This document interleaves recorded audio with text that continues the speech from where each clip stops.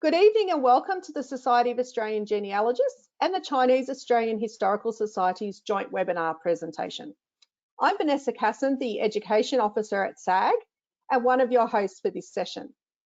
I would also like to welcome my co-host, Dr. Michael Williams, who is representing the committee of the Chinese Australian Historical Society. So welcome, Michael. If you'd like to unmute yourself and just say hello and say a few words, that would be wonderful. Hi, Vanessa. Can you hear me? I'm not sure whether I'm muted. Yes, hi. No, we can hear you. Michael. Welcome. Thanks, Vanessa, and welcome, Hilda. Good to see you again. And yes, I just want to say that, yeah, we're very excited that we're doing this joint presentation with SAG. And just to note that we've also established a Chinese Australian family history group on Facebook.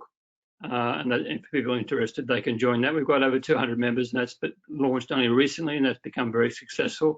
And that's another avenue for people to share information or to make appeals for information or to just discuss their family history. And we're hoping with that, in conjunction with SAG and other events, that will really push forward the whole field of Chinese Australian family history research. So thank you, Vanessa, and I'll let Hilda begin her talk. Thanks, Michael. So, as we begin the session, we would like to acknowledge the traditional custodians of country throughout Australia and recognise their continuing connection to land, waters and culture. Valuing their practice of learning and sharing oral histories, we pay our respects to elders past, present and emerging. The Society's offices and library are located within Gadigal land of the Eora Nation. So today's presentation is with Dr. Hilda McClean.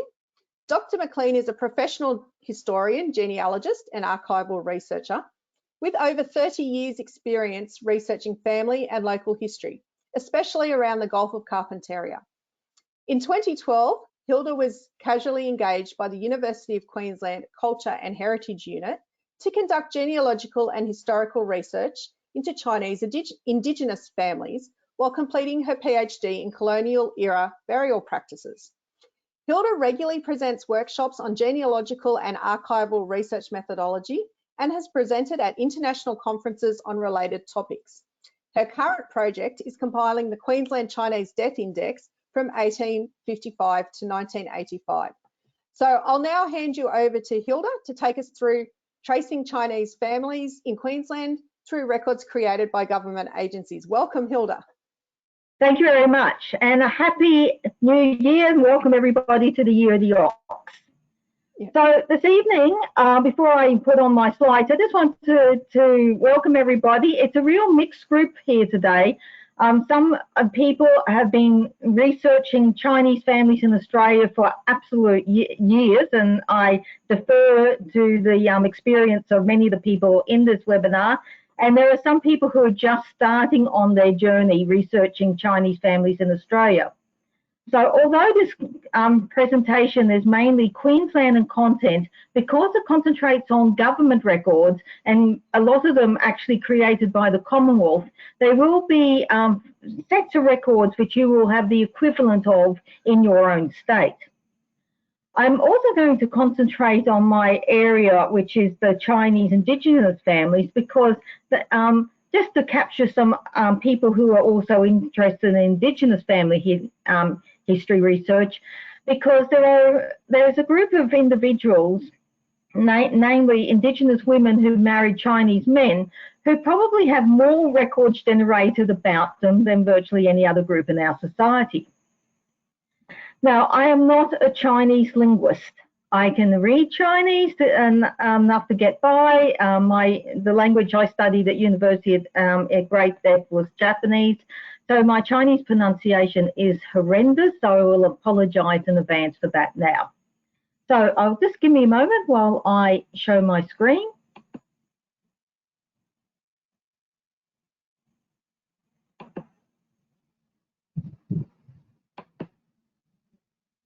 Yes, we can see your screen, Hilda. That's great.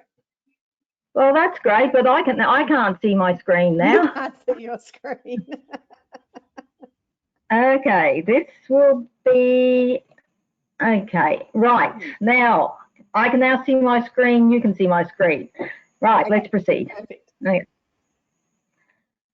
So, of course, migration of the Chinese to Australia occurred in several distinct waves. And knowing which wave of migration your ancestor came in will perhaps give you greater clues in helping to identify where in China they came from. Now, there are some distinct periods of Chinese migration that can be noted.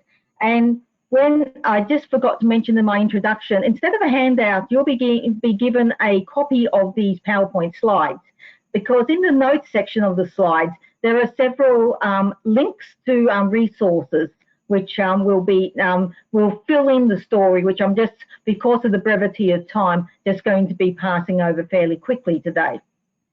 Now, recently, probably in the last couple of years, we commemorated the 200th anniversary of the migration of the first known Chinese person, Mei Xing, to Australia.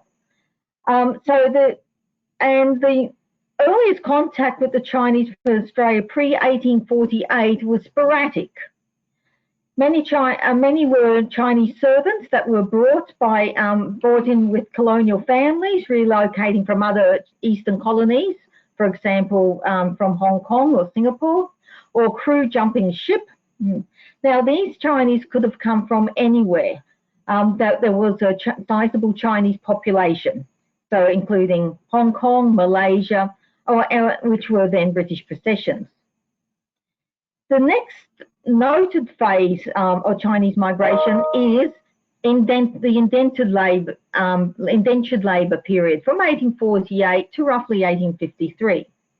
There was an increasing demand for cheap rural labour after convict transportation had ceased in the 1840s, and that led to much larger numbers of Chinese arriving as indentured labourers to work as shepherds or irrigation experts for large private landowners. These workers overwhelmingly came from the Fujian province via the port that was then known as Amoy, now Xiamen, in northern China. However, the greatest number of Chinese who came was in pre-Federation was during the gold rush years, which of course started in Victoria in 1853, New South Wales also, and moved across several gold fields up the north through central Queensland, and then to the Gulf, into the Northern Territory, and then down to Western Australia. Numbers peaked in about 1853, around 40,000 Chinese. These numbers weren't to reach again until the abolition of the White Australia policy in 1973. But even though gold was discovered in Australia in payable quantities from about 1851, the significant Chinese migration was only joined the other diggers from late 1853, initially in Victoria. So most of the people who were lured to Australia by the gold rushers were from Guangdong province. The Californian gold rush had been called the Gold Mountain by the Chinese from this area.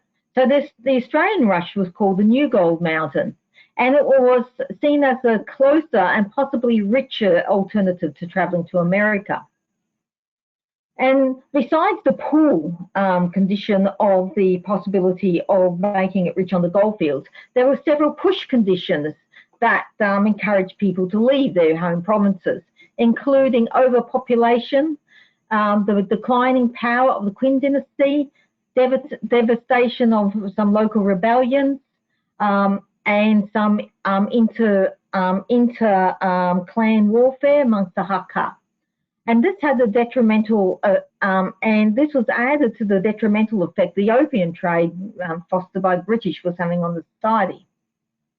Now, the average voyage from Canton, which was the name of the port at the time, to Melbourne took about 3 months, and it became quite a profitable exercise for the ship's masters. The more Chinese that could be fitted on board the ship, the more money they could make for themselves from the fare passage. Now, these fares were often paid through a system of debt to clan leaders and or to the shipmasters themselves. However, there were some Chinese who were able to pay their own way. These were often the wealthier classes, the city-born men who were coming to Australia to be merchants or work in an industry other than gold mining. However, the majority of travellers seem to have been the indentured peasant class men. So the peak of embarkation for those were between 1853 and 1855, disembarking in Melbourne. It's important to note that there's very, very few Chinese women who came to Australia in this period. In 1861, there was at least 38,000 Chinese in the colonies, but the vast majority of them were being men.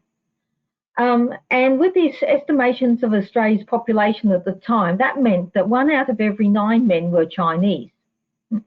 On the goldfields of Bendigo in 1861, for example, there were 5,360 Chinese men and only 1 woman. And the situation was no different in Queensland. So after the gold petered out, okay, many of the Chinese did not remain in Australia.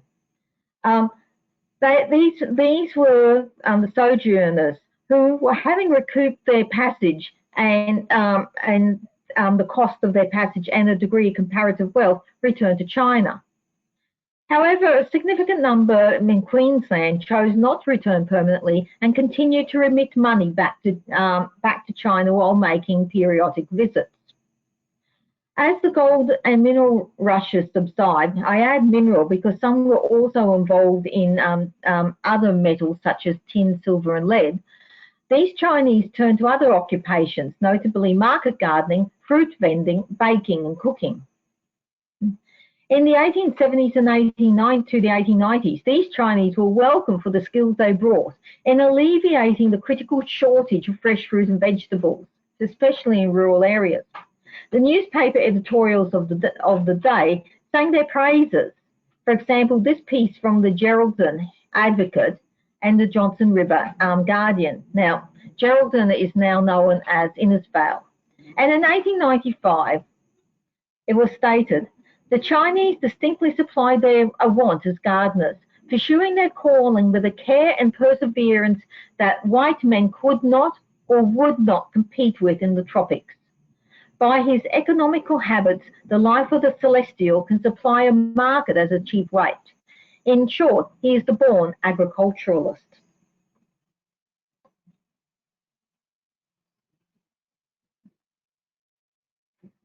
Unlike orchardists and European gardeners, the Chinese market gardeners relied on water diverted overland from surface watercourses.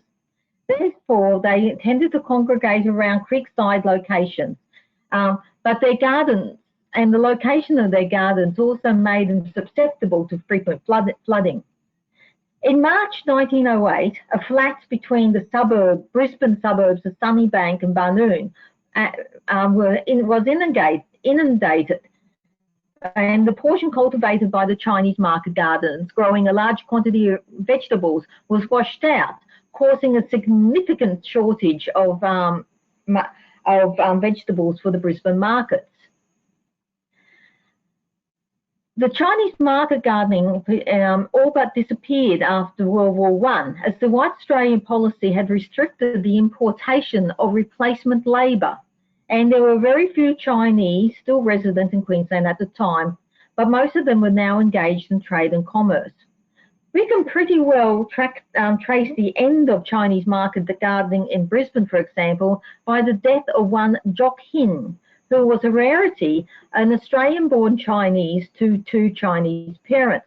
When he died prematurely at only the age of 23 from tuberculosis, with him died the succession planning for a large number of market gardens in Brisbane.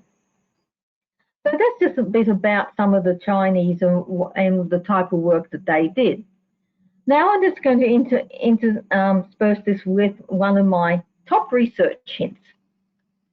Research hint number 1. always use a map for the same period as your ancestors migrated. So if your ancestors came during the gold rush period in the 1850s, find a map from the 1850s. If they migrated in the 1890s, find a map from that period. Now, you do not need to read this map. I just wanted to point out that, just wanted to point out with my cursor, not only did the spelling of names in China change significantly with various language reforms, but have a look at Australia. Now, this map, well, as you can see with the colonies, it's pre-Queensland separation in 1859, and Northern Australia is part of South Australia, and there's a gap of New South Wales in between. So you need to think, okay, when I'm particularly looking for records of my Chinese ancestors, particularly those who started life arriving through Darwin, and those who worked on the Pine Creek rushes, that you may will find the bulk of your records will be in South Australia rather than the Northern Territory. So language and spelling is quite, as you're going to see, and this next section about some Chinese names, is a significant issue. Not only do place names change, I've already said, the British had their own idealised names for places such as Amoy and Canton, but also the way people's names were handled also changed. So, well, if you have tracked down your Chinese ancestor to having a name being Wong, Sam, Chin, etc., unfortunately, you have not found their true name. So a lot of people ask me, what does mean? Well, there are multiple interpretations I've found from the Queensland records. For example, there are some, believe it or not, we have a number of Chinese-Irish families. So some members of the O Sing family were also registered as Sing. Sometimes it can be a bit like our when we're referring to a person in their own family, like our Ben is doing ever so well at school. It can be a bit like uncle. It can indicate a degree of friendship or a pet name. So I'll just give you a well-known example. Sam, who was the servant of Mary Watson, who perished with her on the Lizard Island tragedy in 1881, his name was Chalgi Kut. And as the newspapers reported at the time, Sam was his Cooktown name, because that's the port he operated out of. So as you'll see that most people had their town names, and then they had the names which they only used within the family setting. Now, the order of the name, surnames come first. However, this was not always the, for example, with administrators at the time, or people keeping records, or people indexing, they didn't always keep the surnames first.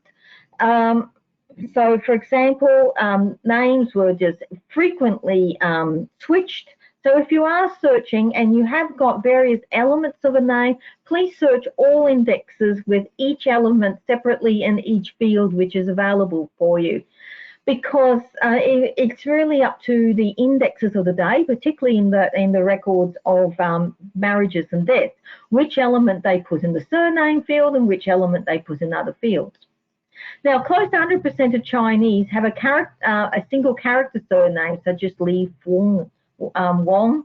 However, many overseas Chinese descendants in Australia, New Zealand, the United States, for example, have double character surnames, and there is some there, Kai Wei, Hua Nat Man, Wing Ho, because when their records were being transcribed in the various registries, the first name, the family name field and the given name fields were reversed.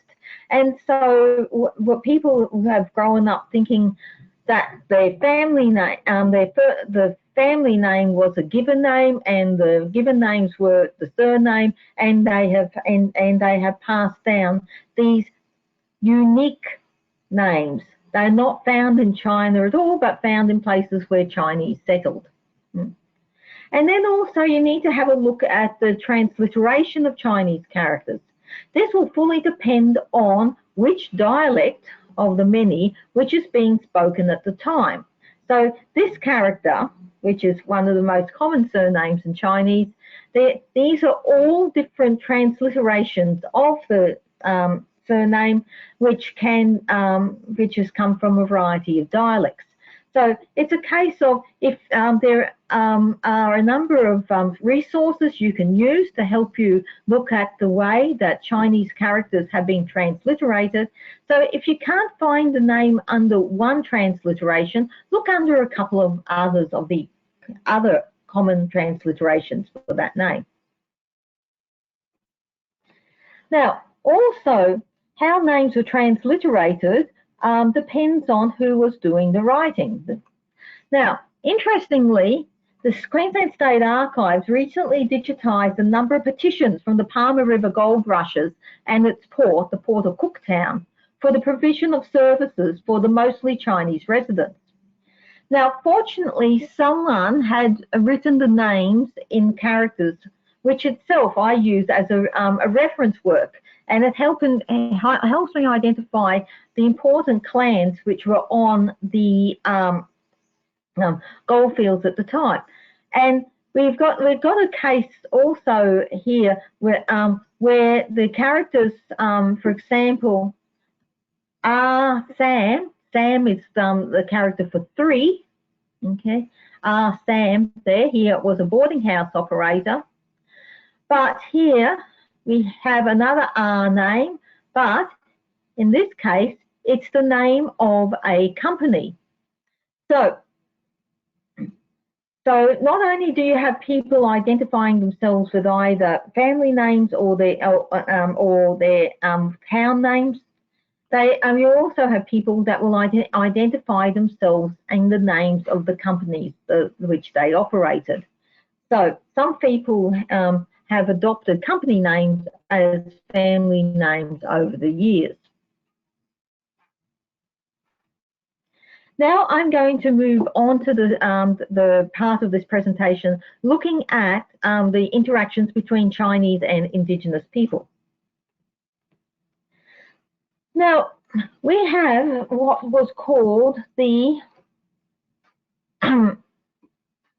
Aboriginal Protection Restriction of the Sale of Opium Act, Queensland, 1897, which was further amended in 1901 to bring it into line with the new Commonwealth of Australia.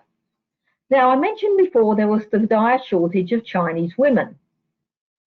But in Northern Australia, before the Sale of Opium Act came in, many Chinese legally married Aboriginal or European women, despite fierce opposition from various sectors.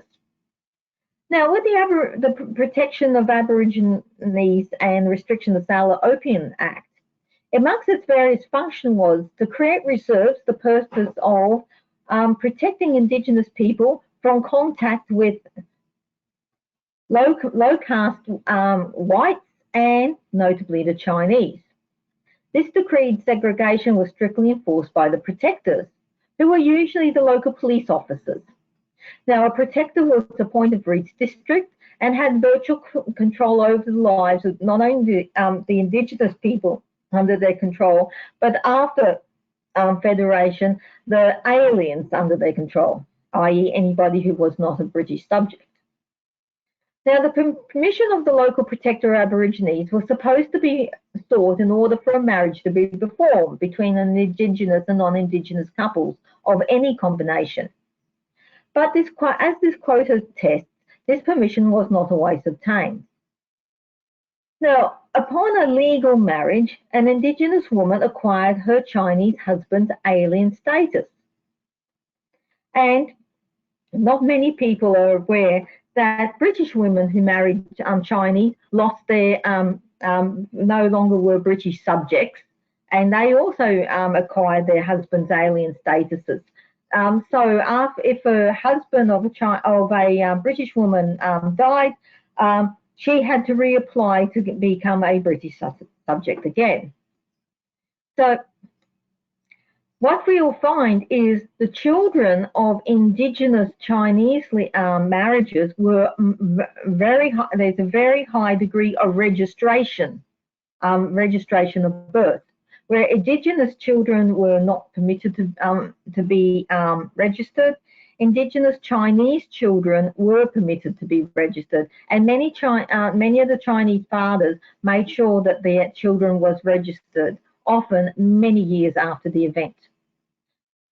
Maybe the Chinese fathers hoped by registering the children, particularly after 1901, it would strengthen their claim to be able to stay in the new Commonwealth.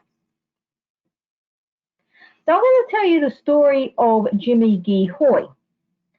Now, we have lots of different records in regards to keeping tabs of the non-British or coloured populations.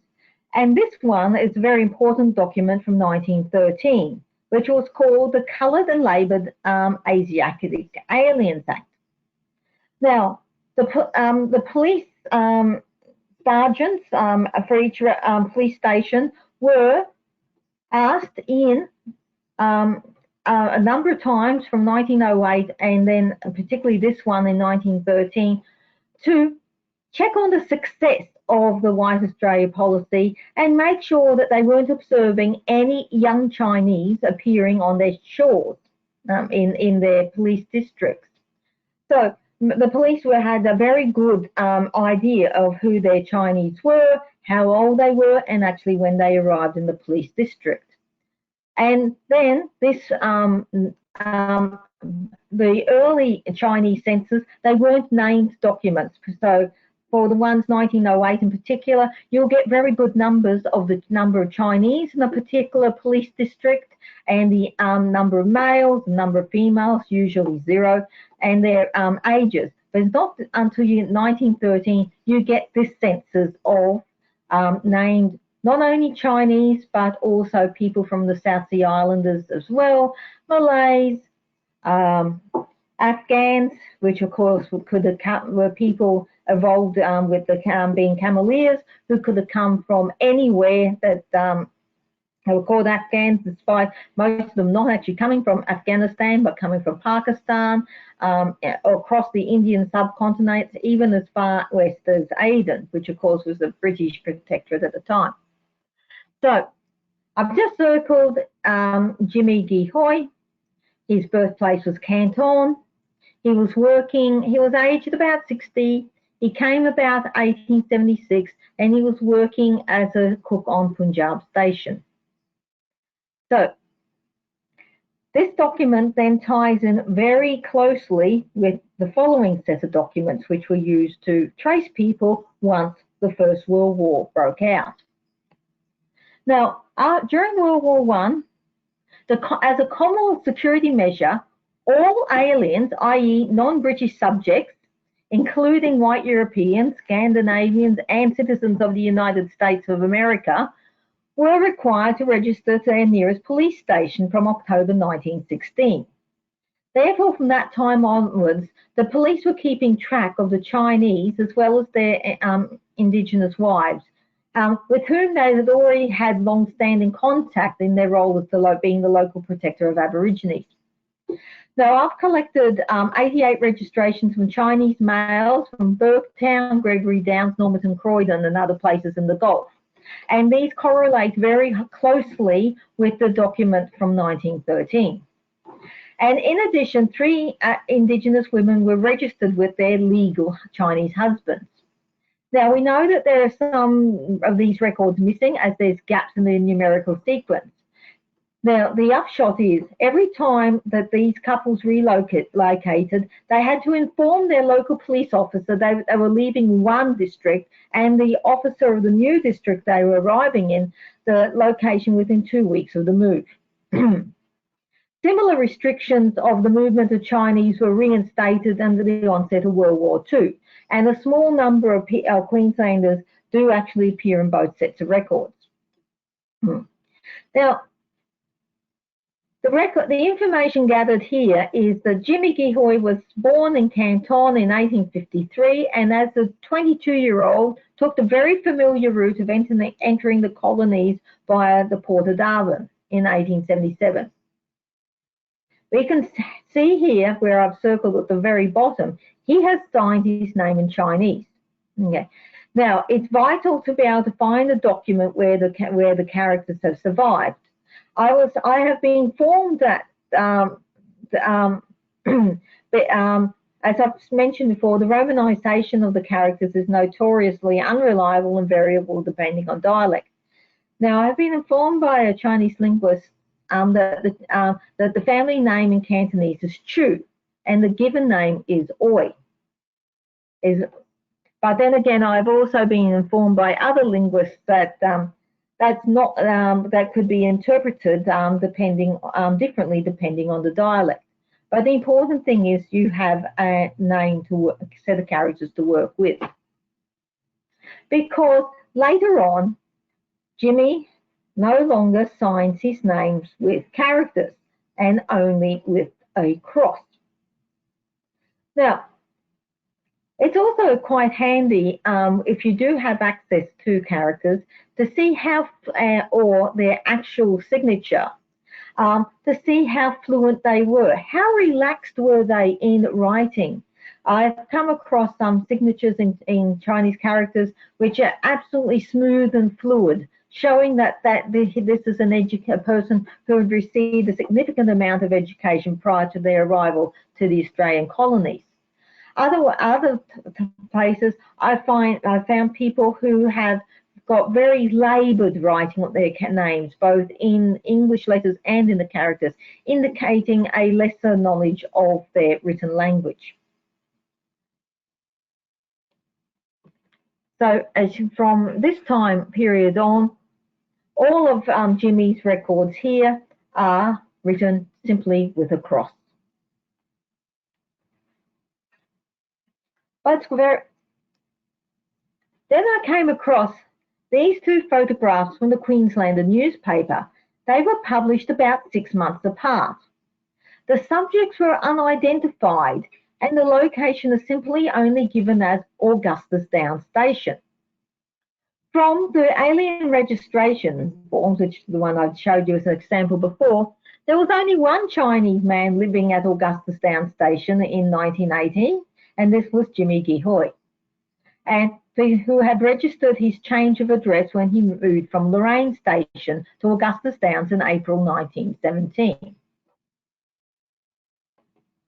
And the lovely lady beside him is his wife, Maggie. Now, Maggie had also had to register her arrival with Jimmy. And as you can see, Maggie, I'm not sure if the police sergeant knew what to do with her here, because he's written that her nationality is Australian. She was born, in fact, in Burketown, North Queensland, and she was working as a cook's assistant and Australian-born. So here's a case of an Australian-born Indigenous woman being classified as an alien. Now, for a long time, I was not able to find the details of the marriage between Jimmy and Maggie. Originally, I had only one of those typewritten death certificates that you can obtain. More recently in Queensland, you've been able to purchase the images of the deaths. And if you have in the past obtained the typewritten certificates, do reorder the certificates as the death images, because you have lots of very interesting margin notes. Now, Jimmy died on the 29th of October 1929 in Cloncurry in the Southern Gulf. His age was originally registered as 50 years old, and this matches the cemetery record for the Cloncurry Cemetery as well. But it was amended to 73 after the registrar at Cloncurry contacted the registrar at Normanton. And from the death certificate, we could also see that Maggie had married Jimmy when he was 42 years old at Normanton, and it was in fact a legal marriage. So the couple had 4 children, which we have discovered. Only 2 are named here, and 3 of them left permanently for China, but I'll say more about them later. So, how to find the marriage? Well, searching under any known combination of their names was not producing any results. However, after a change in the way the registry in Queensland was organised online, it then became possible. Before, when you're searching online, you actually had to know the surname. And this was a bit of a problem because nothing was coming up under Gi or Hoi or Chu or anything else like that. So what I did was I just decided to search under Jimmy and Maggie and putting in a range of years. And then this very interesting record came up for Jimmy R. Moy. Totally different again. So now that I found that Jimmy wasn't marrying under the name R. Moy, but so I obtained the certificate, and I found that this was in fact the right person. Okay, and this is the information that matches the information that was presented to the registrar from Normanton to Cloncurry at the time of Jimmy's death. So, as you can see, it does indeed say that Jimmy Amoy was from Yunnan in China, and of course Maggie was an Aboriginal person who was born in Burketown. So, now that I found that he was at this time using the name of Amoy instead of Gihoi or any of those variations, it then became possible to find his children, which I hadn't been able. I knew that at least 2 of them existed because from the death certificate, but here I was able to find the registration for more of his children. There's 2 on this page, and then I bought the following page and I found that there were a couple more. Now, in May 1918, Jimmy retrospectively registered all 4 of his children by notifying the registrar in Normanton by writing in Chinese, which is noted in this little section here, that it was written by letter. Now, at the same time and place, being in Normanton, another Aboriginal family, that of R. Sam and Louis, registered all of their children. So it's quite curious that there was the need for a number of families to suddenly decide to register their children, had bureaucracy finally caught up with them. Now, the family becomes somewhat lost to history. All I can say that was Maggie was killed in a car accident on Augustusdown Station in 1931. So, you will find that the Chinese are very heavily represented in coroner's reports, and they can be found in their respective state or colonial repositories. Now, also, the Chinese will appear as witnesses as well as being the subject of the coronial inquiry. In this case, Maggie Gihoi was in a car driven by an Indian gentleman, Mr. Dean, and was accompanied by her friends. And they were driving across the unmade roads of Augustusdown Station to go view an enormous buffalo that had been shot when the car rolled and Maggie was thrown out and killed. So the thing is, what makes it difficult to find the Chinese in the coroner's inquest records is that, again, the same difficulty with the inconsistent notation and spelling of names. And so it's sometimes with the coronial inquests, it might be easier to search by place, search geographically, and to see which names appear. Excuse me.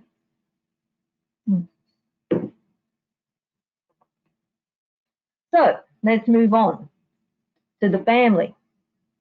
So at the time of Maggie's death, her children were growing up and scattered. Her son Charlie was at Cherbourg Aboriginal Mission Station, and 3 others, the ones boxed in red, were in China. So in the last decades of the 19th century, and as concern was growing in Australian colonies about the level of coloured immigration, many colonies passed restrictive immigration legislation. So following Federation in 1901, one of the first pieces of Commonwealth legislation passed was the Immigration Restriction Act. And this was based on earlier colonial legislation. Now, the overall aim of this and other related legislation was to limit the non-white immigration to Australia. Now, in this case, we believe that the children of Jimmy and Maggie, some may have been taken over as children, but were unable to find their way back into Australia because of a number of things. And one of the features of the Restriction Act was the dictation test. Now, the dictation test applied to all non-European people entering Australia between 1901 and 1958. And for those who are not familiar with it, the applicant was required to write out 50 words in any European language, or after 1905, any prescribed language dictated by an immigration officer.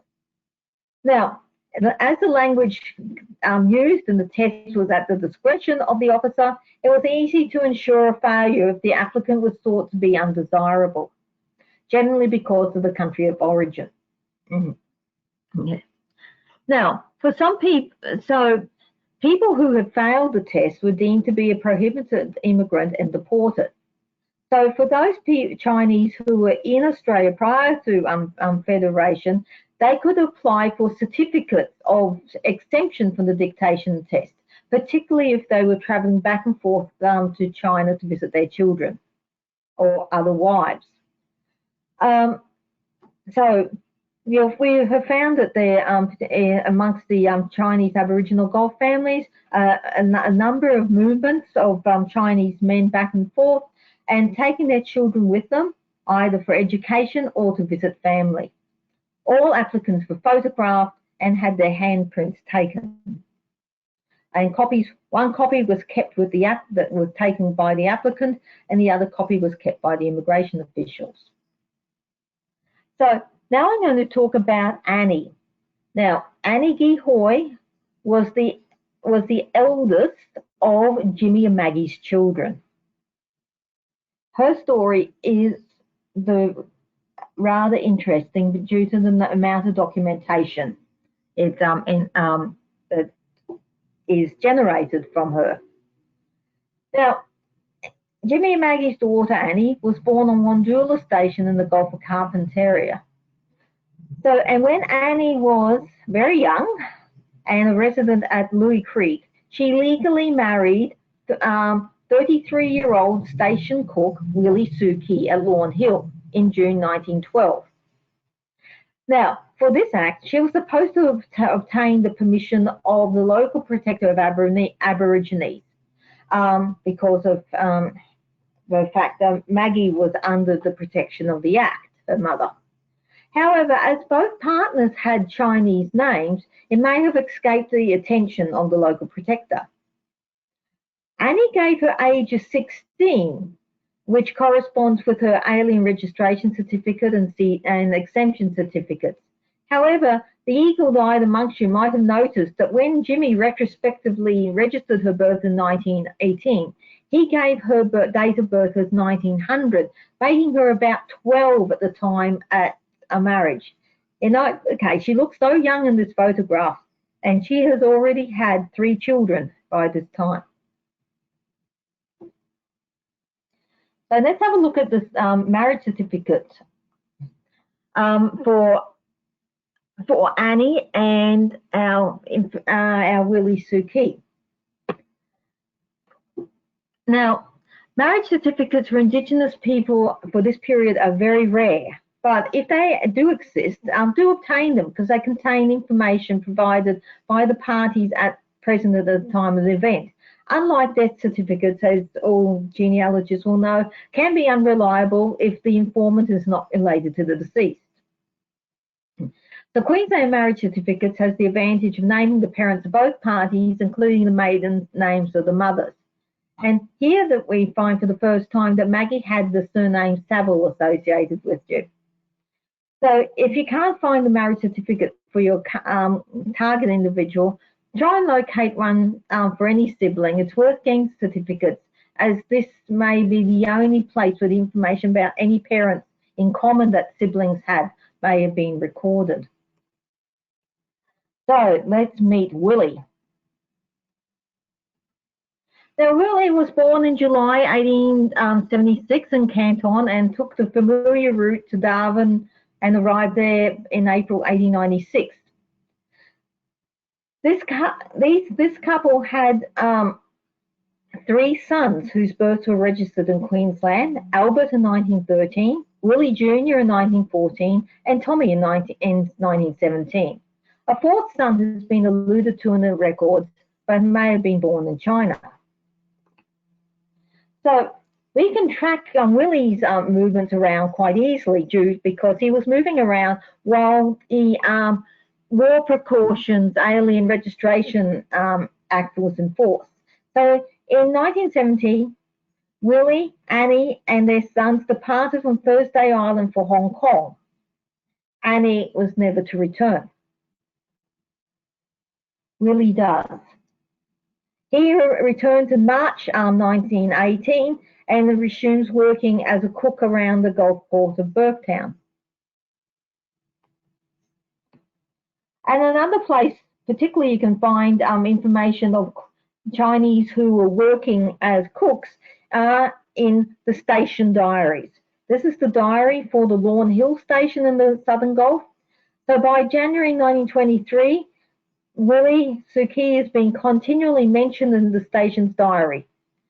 Now, unfortunately, station diaries are notoriously difficult to track down, and their survival is patchy as best. As these were not created as a function of government, they're not required to be deposited in any state archives, though occasionally you will find them in the local history sections of libraries. They're very rarely still found on stations as they remain in the possession of their former owners who may have moved away from the district. However, but diaries are very useful in recording of the comings and goings of individuals, and some even went as far as recording births, deaths and marriages amongst its Chinese residents. So in March 1925, Willie again returned to China for a year. He made further trips to Hong Kong in 1929 and 1934, each of several months in duration. Each certificate required a fresh certificate of exemption from the dictation test, which by now is being used as a total migration bar. So as we can see, Willie has aged a bit there. Now this is where the story gets really interesting, and complicated. So stick with me. So when Annie left for China in 1970, she took with her 3 sons, 4-year-old Albert, 3-year-old Willie and baby Tommy. All of these births had been formally registered in Burketown. Now on a trip from China, Willie returned with a Chinese youth who Willie attempted to pass off as one of his Australian-born sons. In 1929, he returned with Albert. In 1932, the immigration authorities caught up with Albert. Someone must have been aware that Willie's children were quarter Aboriginal, So when a youth clearly of pure Chinese descent was presented, suspicions were raised. However, Albert's birth certificate gives no indication of his Aboriginality. Albert's Chinese friends in Townsville tried to find Willie to vouch for Albert, but Willie could not be produced in time. Albert failed the dictation test that applied to him in Townsville in 1932, as no one had actually passed it since 1909, and he was briefly jailed before being deported on the next ship back to Hong Kong. Now, you'd think Willie would have learnt from this exercise, but oh no.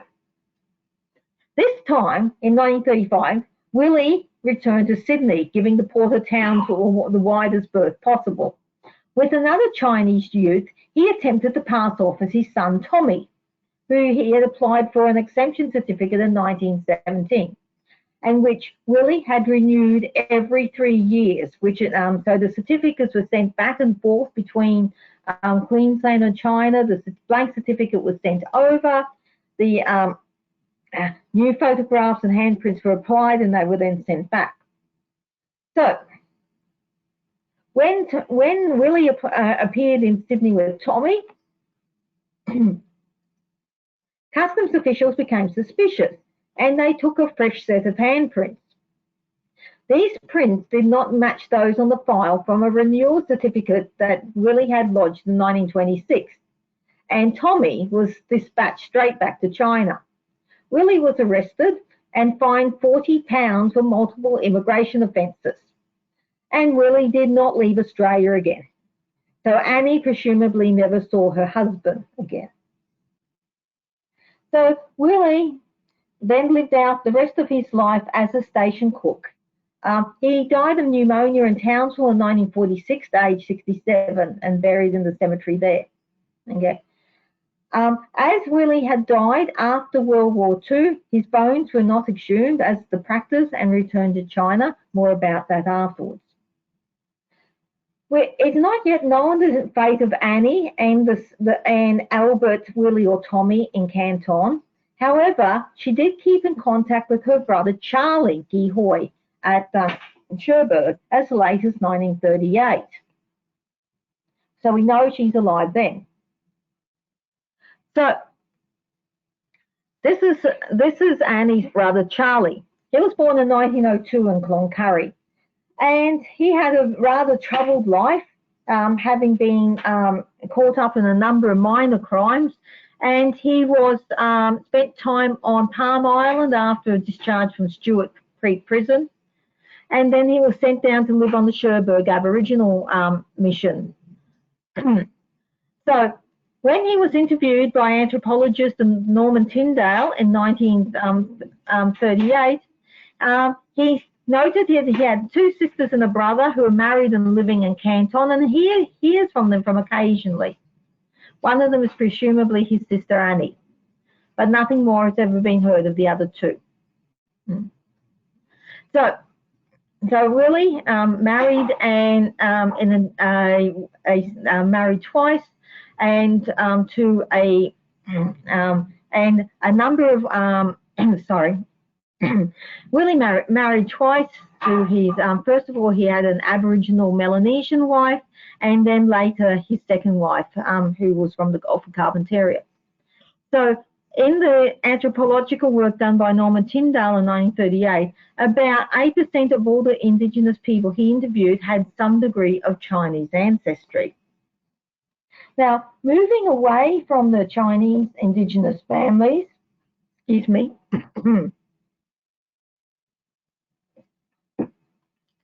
just like to introduce you to Beatrice Sue C.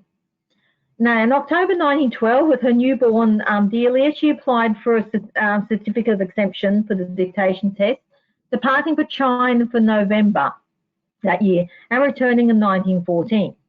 Now, Beatrice had been born in Normanton in December 1890, the daughter of a James Arsting and Minnie Black. Now, for many years, Beatrice was on a list of Chinese Aboriginal families until I obtained her birth certificate and discovered that Minnie Black was not actually black at all, that she was an English woman with the maiden surname of Black. which we can see here. So as we can see that you can see circled, so her mum Minnie, which was a name very popular in the Indigenous community as well, that she is from Benbrook in Gloucestershire. Now, another very useful source of records for the movements of Chinese is from a source from the Queensland Family History Society, and it has a huge number of New South Wales and Victorian Chinese amongst it.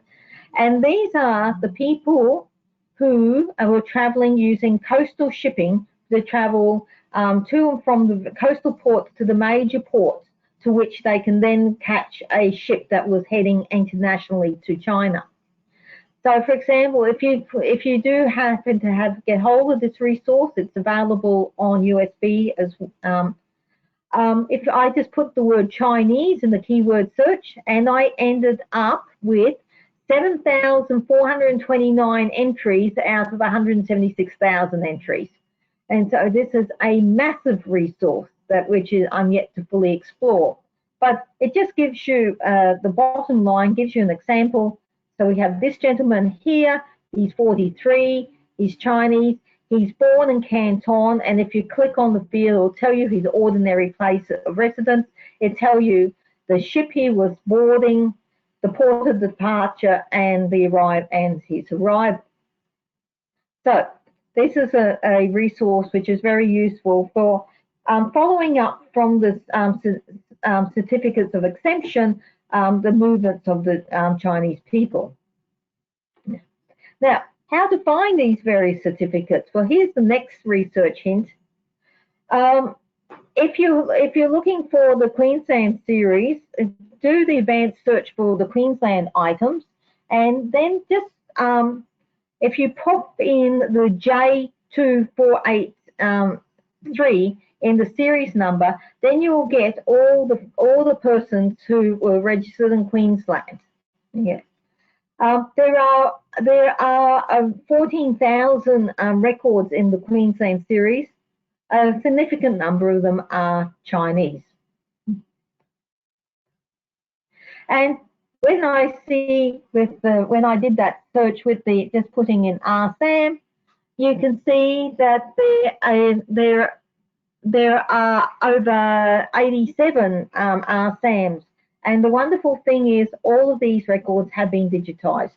And now the same will also apply for each of your own states.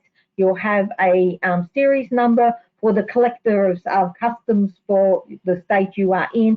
Put that in the series search, and you will be able to bring up a list of possible individuals. Now, just looking at some other Chinese English couples. Let's see what's here. Let's put in a couple from the Gulf, and as you can see from the almost consecutive registration numbers, that we have a significant number of people, British women marrying Chinese men in the Gulf of Carpentaria. Now, if anybody is interested in Chinese British families, there will be a link on this web slide to the work of Dr. Sandy Robb, who has examined these families at length. Now, as I mentioned before, what happened when British women married their Chinese husbands? They they became aliens, and they had to actually apply in the case. They actually had to apply for naturalisation after the death of their husbands if they wanted to become British subjects again. Now, another research hint that's particularly useful, and this is a new set of records which is available in Queensland. Again, a lot of people were applying, getting what was called the historical certificate image for their marriages, and they were finding that there were blackouts. You can see the big black marks where the signatures have been redacted. Recently in Queensland, we're now able for a large number of marriages to get something called the historic source image. And I commend to absolutely everybody who's doing any Queensland research for any married couple, regardless of nationality, get the source image. These are the documents that were created at the time of marriage by the person doing the marrying, the registrar or the priest, and the couples themselves. And as you can see, there are nice straight lines for them to write on, and the information is a lot clearer to read. And this is the big bonus point. You get some original signatures. In this case, we've got R-Sam, which was one of the signatures that was redacted. And for the family of Kompue, big Claremont family in central Queensland, here is a lovely example of his signature. Also, you can see that when the certificate image, which was made up by the registrar at the end of, say, an annual period, written down and sent to the Central Registry in Brisbane, made a number of transcription errors, particularly in the spelling of the names of the witnesses. And often you might find that the Chinese witnesses will have their names anglicised. So in the case of this witness here, his surname is written as Love in the previous document, but it's L-O-I here in this document. Now, some other documents of particular interest would be Chinese market gardeners. Now, Chinese market gardeners, this set of records are found in the records of the mining warden. They're not immigration records, they're mining wardens records. And as leases for market gardens, particularly on the goldfields, were allocated by the mining wardens, that's why they're found there. Now, this is a particular one for Charlie Singh. Now, he was literate enough to sign his name and characters, but the top character, which I've circled there, is not Singh at all. It's either Chan, Chan, or Chen, which was one of the samples I gave earlier. And another, probably only in Queensland, I don't know about northern New South Wales, is the Banana Industry Preservation Act. So there was quite a movement to try and remove coloured labour from many of our agricultural industries.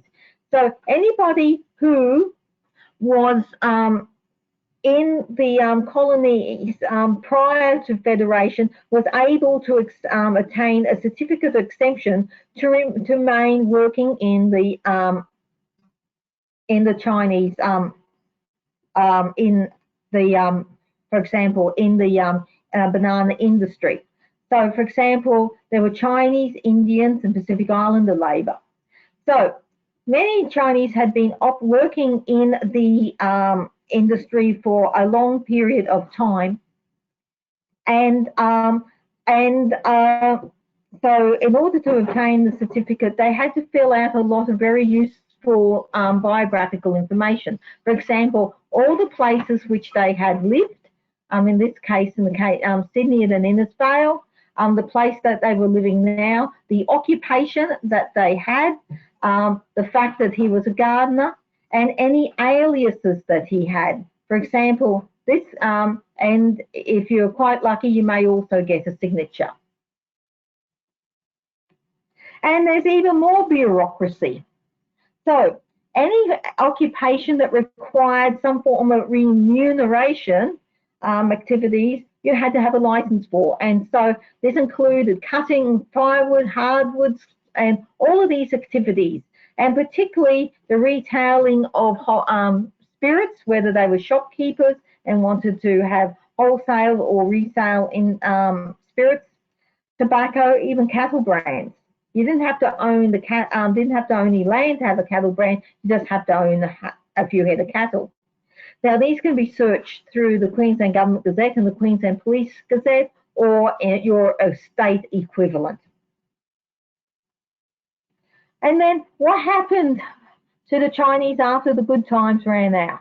Okay, When many of the Chinese became too old to work in their market gardens or work as cooks or laundrymen, etc., many of them ended up being arrested for vagrancies, like this poor old chap here. So again, you get an awful lot of very useful biographical data. Okay. Now, Wong Hua here, you can see he was born in 1851. So by the time we get to 1926, he is too old to work, and so he is imprisoned for 6 months. So you'll find a lot of these imprisonments in the Queensland, in the police gazettes for your state, and also do check your police gazettes for particularly the area your person could be living in, because they can also appear as a witness as well as a victim, or on occasion the perpetrator. Now, why were so many Chinese arrested for vagrancy? That's because they weren't eligible for the age pension because they were not British subjects. So there was this type of benefit that was made available for the known as the Indigenous file.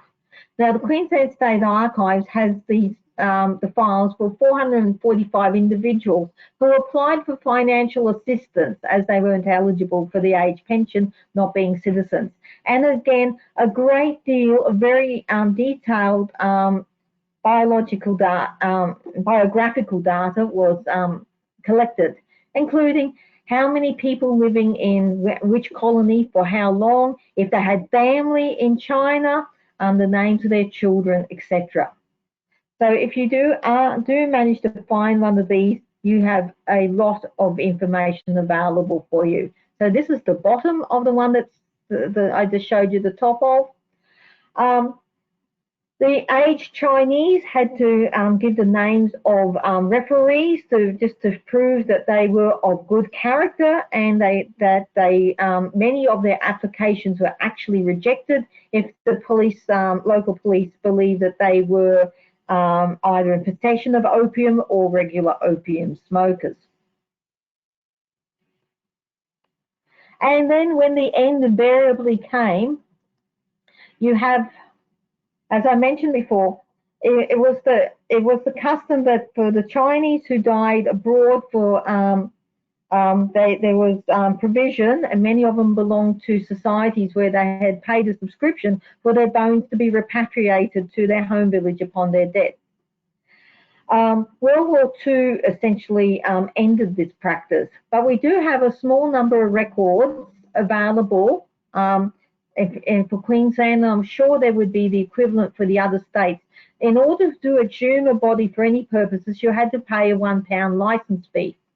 So in this case, we had the deceased was George Lamb, being removed from the Cunnamulla Cemetery in central West Queensland. The person who was applying for his removal was Charlie Chen.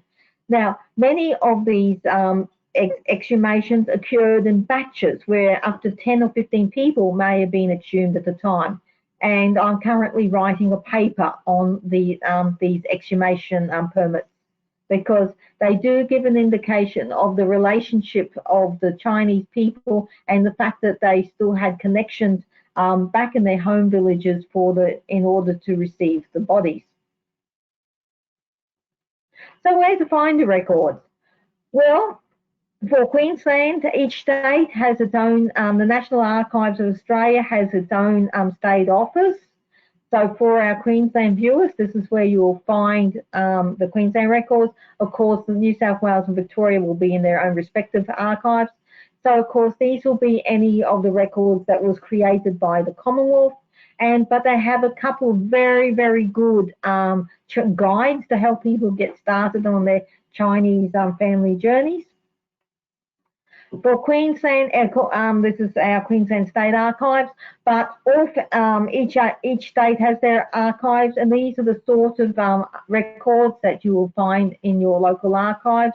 Note that only a small number of them have actually been digitised, and so you will probably need to do a lot of searching usually by geographic area.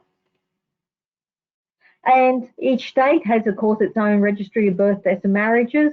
This is the Queensland figures. And you'll find that there's a surprisingly high compliance amongst the Chinese for registering their Australian-born children. And if you want to find out about my other pet project, which is the Queensland Chinese Death Index, where I aim to, I've collected about the names of 8,000 Chinese who died in the state of Queensland. I'm currently trying to sort them geographically by registration number and by a cemetery or other burial site to help people. For example, if you're looking for an R. Sam who died in 1876, there's over a dozen of them. Which one is yours? So in order to help that out, help you sort that out, this is a project that I've been working on for a number of years now. And so if you do have a Chinese person who died in the state of Queensland, please feel free to contact me on my Hotmail address there. And so there ended the presentation, and I see that it's a little bit over time. So if we'd like to, I will now unshare my screen. Thank you so much, Hilda. That was just fabulous. Who would have thought of looking for banana industry regulations when you're trying to locate your ancestors? We do have a couple of questions from Dale. So Dale just wanted to clarify, when you were talking about the British women marrying Chinese, Dale's got an example in their family where a Chinese man married to an Irish woman in 1867. Would she have had to apply for naturalisation that early on? So in 1867. 1867, and of course, yeah. So Ireland was still was again British at that stage. Now it depends on whether her husband was deceased before or after federation. But if she you definitely would need to have had to reapply after federation. So I've got a number of Queensland cases where women who'd been married 20, 30 years by that stage on the demise of their Chinese husband then had to apply for naturalisation and go through the process of getting the referees from the local police and tell their stories of how they produce evidence of their British birth and then produce their marriage certificates, etc. Okay, Dale's saying that he actually died after her, so she wouldn't have been she would have been considered an alien because she would have been considered an alien. Yeah. But for practicality, for women who didn't travel, who didn't go anywhere, it didn't really affect them unless they were wanting. Because women in that period didn't have the vote anyway. Okay. Yep. Yeah. So this came about from one of the most interesting cases was a Queensland woman who was quite incensed to discover when she went to enrol to vote in 1903 that she was no longer able to could not enrol to vote because she still had a Chinese husband alive. Okay, so that leads perfectly into Dale's next question, which is that Charles Mook, so that's spelled M-O-O-K, appears on the 1903 and 1905 electoral rolls, as does his wife. So would they have had to apply for naturalisation then? Yeah. There was possible for them to, they could only be on the electoral rolls if they were naturalised before federation.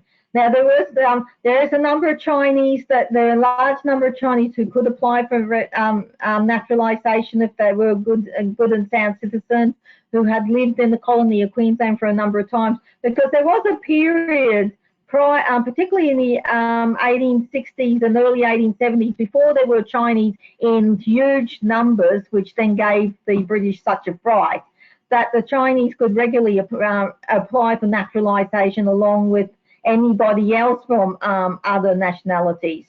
So quite a few Japanese were also naturalised in the 1860s and 1870s. It was once that they started to put the clampers down when there was such a large number of Chinese that their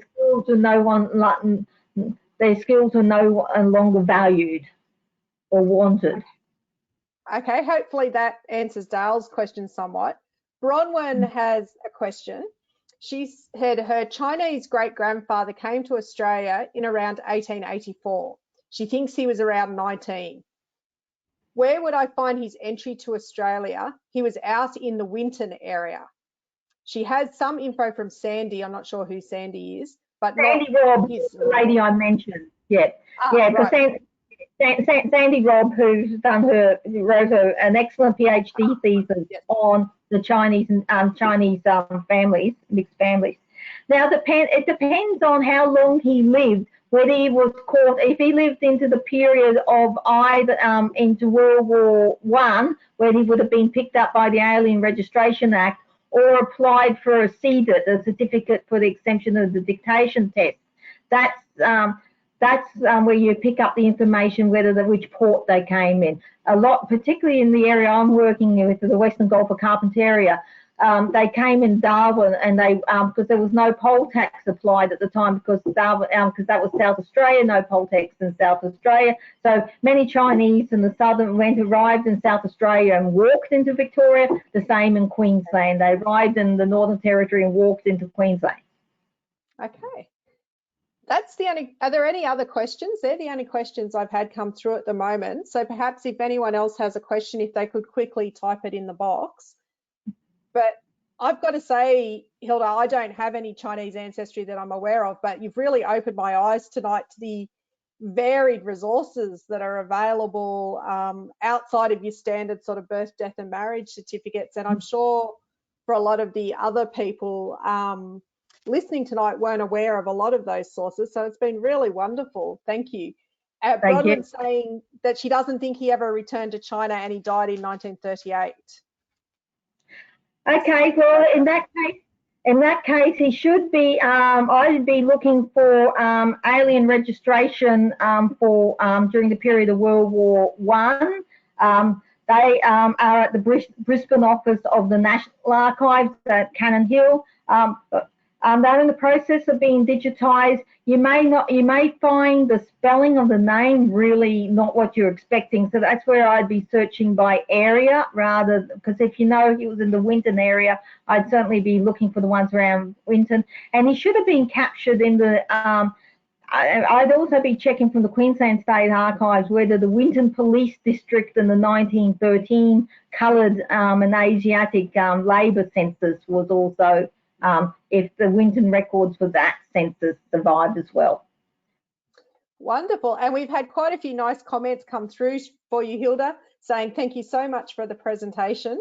We've actually had a couple of people say that they've seen this presentation before and it was even better the second time around. So that's lovely to hear. So yes, Bronwyn's just said thank you. That information is really valuable to us. So thank you for that. So if there's no further questions, the only thing I had to add was that Daryl pointed out to me at the start that I didn't mention the special interest group meeting is at 10:30 a.m. Sydney time. So if you're in Queensland, that would be 9:30 a.m. on Saturday, the 6th of March. So yes, our events are advertised in Sydney time as that's where we're based. So this has just been a wonderful presentation, Hilda, and thank you for staying overtime a little to answer questions and share your knowledge. It's been really engaging, and there's quite a few comments coming through saying how wonderful this has been. So as we mentioned, the recording will be sent out tomorrow to everybody who registered to attend, and Hilda will be sending through. Yes, and Hilda will send me through the notes with the slides and lots of links in it for you to click on. And thank you to Dr. Michael Williams for joining us and helping to organise this, because Michael was the one who actually contacted Hilda and invited her to speak. So thank you so much for that. And we look forward to seeing a lot of you at our first meeting of our special interest group, or otherwise seeing you at one of either SAG or the Chinese Australian Historical Society's events in the near future. Thank you very much, Hilda, and thank you, Michael. Bye, everybody. All right. Good night, everybody. Bye.